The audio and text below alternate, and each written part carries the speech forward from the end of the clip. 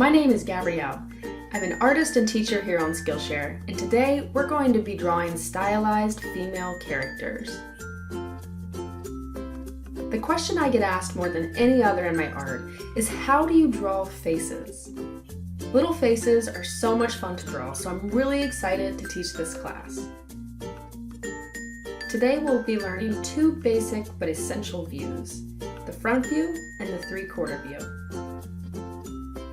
You'll learn all the basics you need to know to make an endless variety of cute female characters.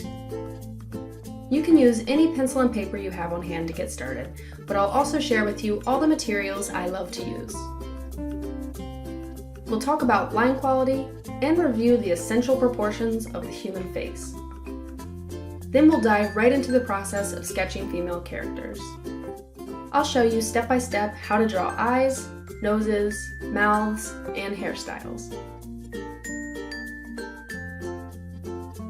I'll show you how you can easily make your characters come to life with expression, and how you can add little accessories to give your character a story.